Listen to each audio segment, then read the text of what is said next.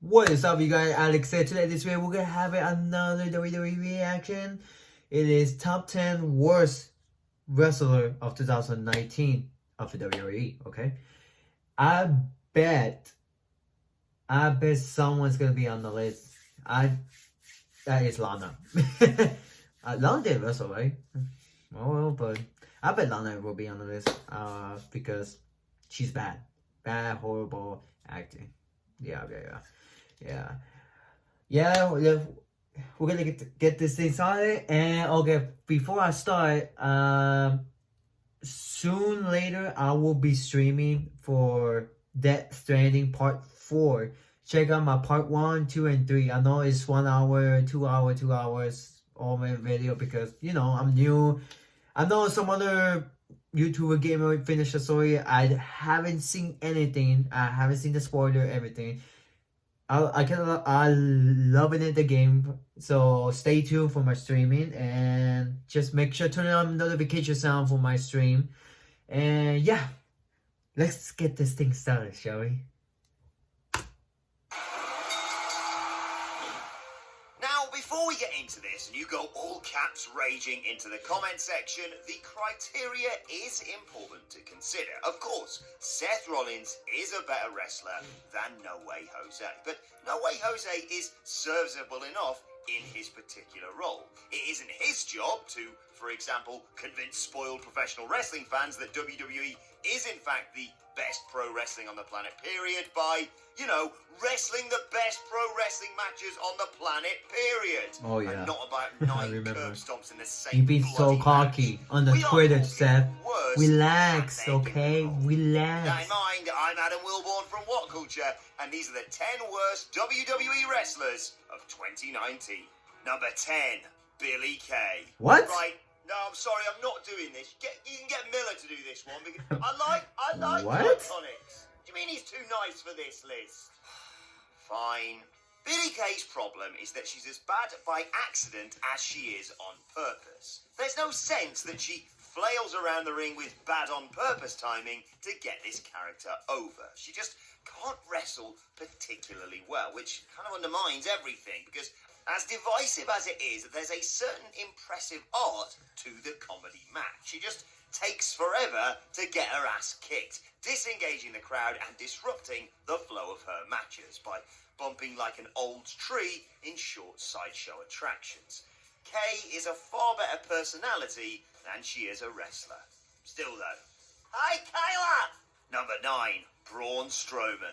2019 was a disastrous year for the monster among men because, well, he couldn't have looked more How is he helplessly a worse awful wrestler? than this year. Strowman was removed from the Royal Rumble Universal title match because Vince McMahon felt he couldn't withstand yet another high-profile loss.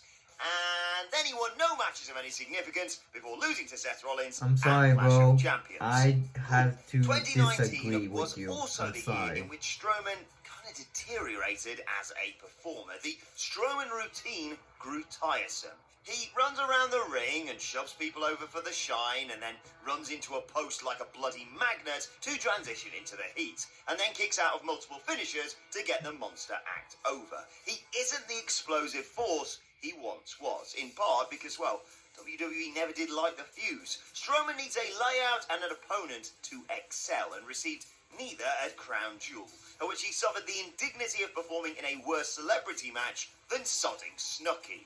Number 8, Seth Rollins. You might think he's something of a dumbass on the basis of his social media activity. Yeah. And you'd be right. Yeah. But Seth Rollins knows that he is performing for an audience of one, and that audience demands controlled, limited performances as a body-preserving measure.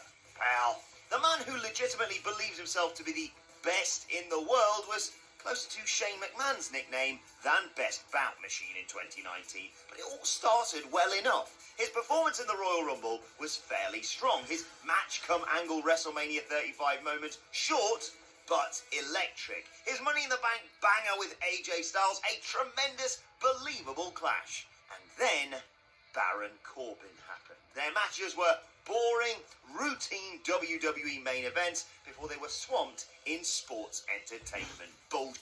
And then The Fiend happened.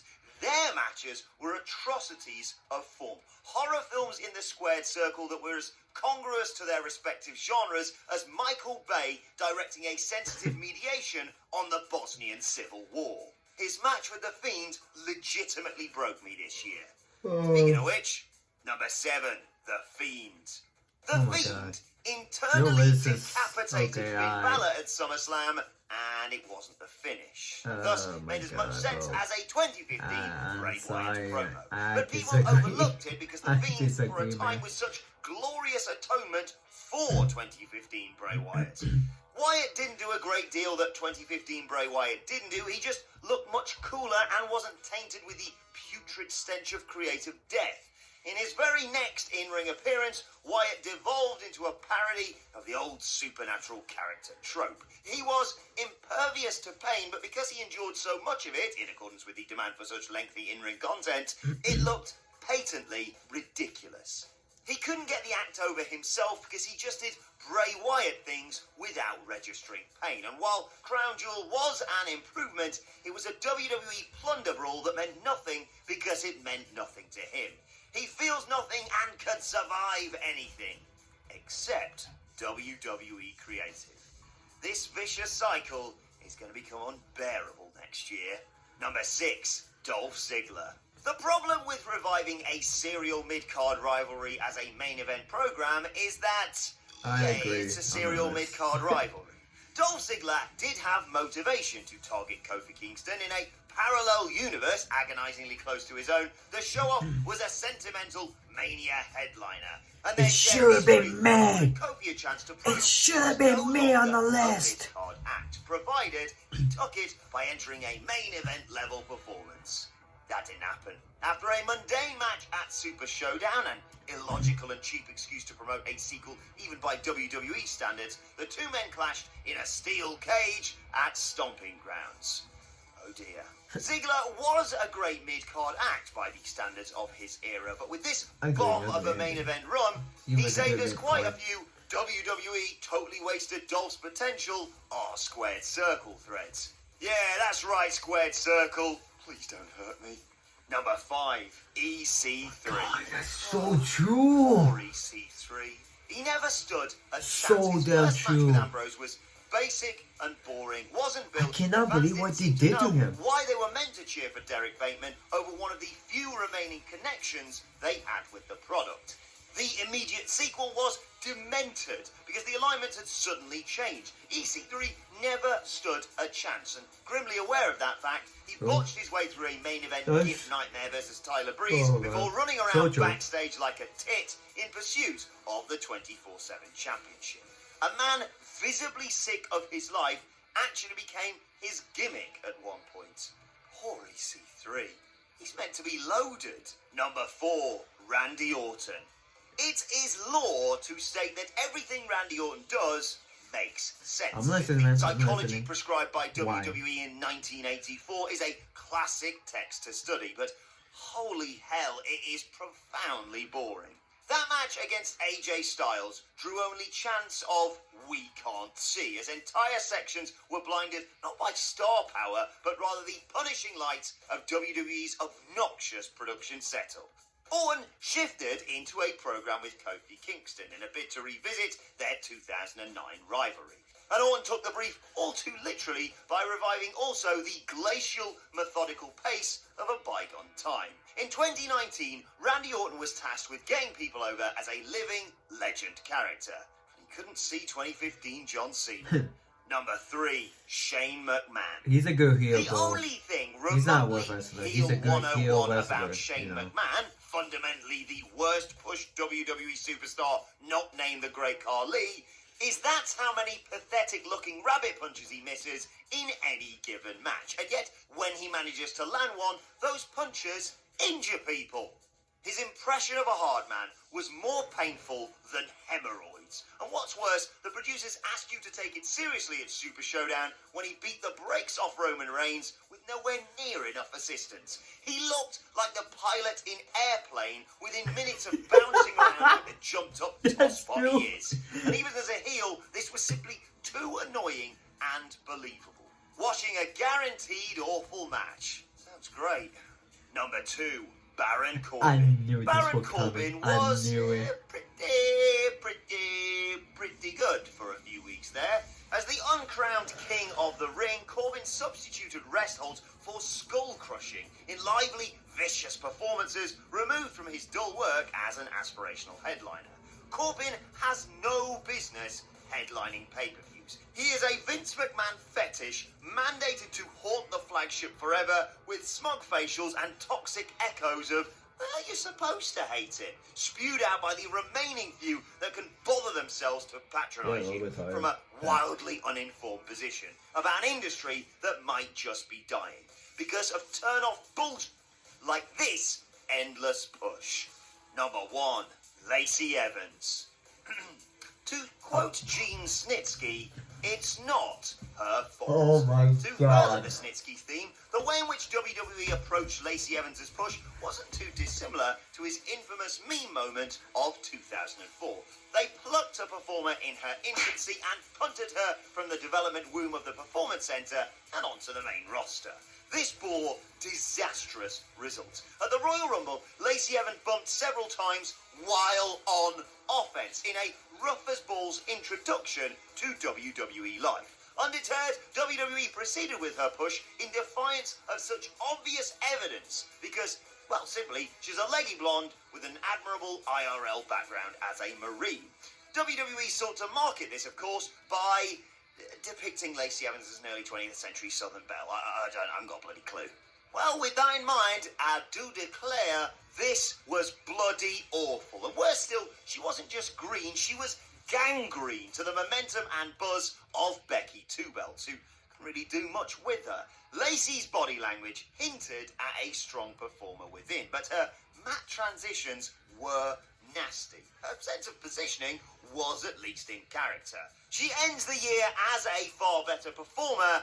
That's what developmental's for, guys. And that's our list. Did we miss any out? Let us know in the comment section. That number 1 list, I truly disagree, bro. I'm sorry, man. No, I don't think so. I'm sorry. Lacey Evans is a good damn wrestler. She is absolutely good. I disagree, number 1. I disagree, number 9. I disagree, number 10. I disagree with Baron Corbin. I disagree with Seth Rollins. I disagree. What I meant? Shane McMahon. I disagree. But the Dolph Ziggler, yes, of course. But the number 1, Lacey Evans, the worst wrestler in 2019? Absolutely not. Are you serious? I'm sorry, but I understand your opinion. It's your opinion. But for me, I truly disagree of all your list. I'm sorry, man. I'm really sorry. I apologize. There's no way, man. There's no way. Lacey Evans, she's good. She is absolutely damn good. Absolutely damn good. She's good. Look, have you seen one of her videos? One of her NXT? Have you seen her anything? Oh my god. I'm sorry, but I'm sorry, WWE fans. I disagree, number 1. That surprised me.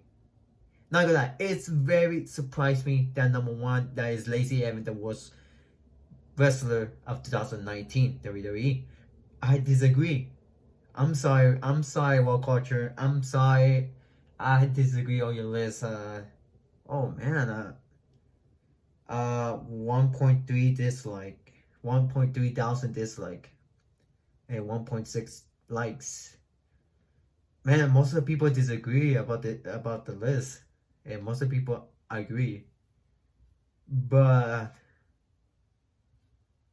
I gotta read this. Shane McMahon will be my number 1 on that list. Well, yeah, but nah. I gotta see this. Yes, I agree. This is actually super bad. this list blow dudes. Yeah, true. This is actually super bad. Yeah. I agree. Sorry, but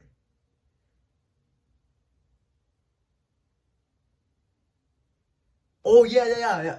Okay. Let's listen to the comment. Let's listen.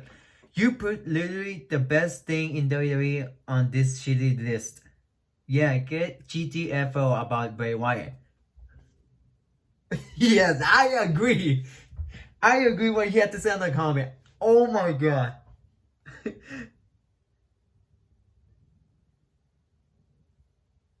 I'm reading the comment right now.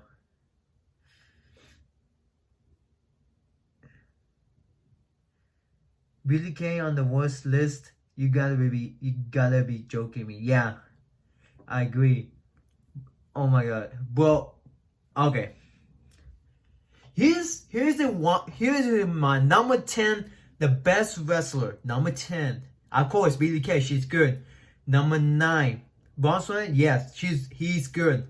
But number 1 list, the best wrestler, it has to be, okay, there's two for number 1. That is AJ Styles and Seth Rollins. Of course, I have to agree with that.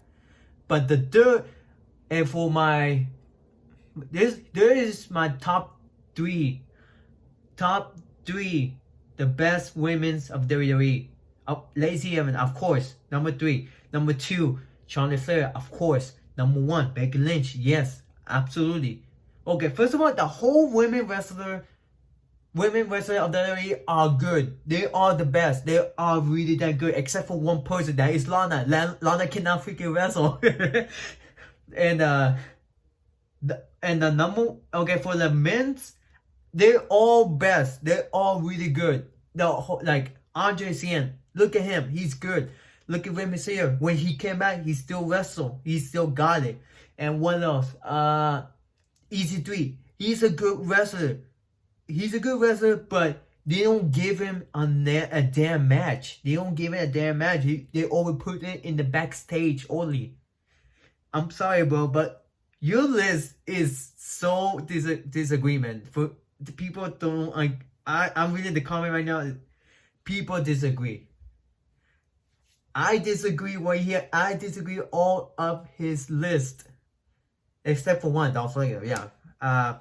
Well, I mean, he's a good wrestler, but not the best. But he hasn't wrestled for a long time.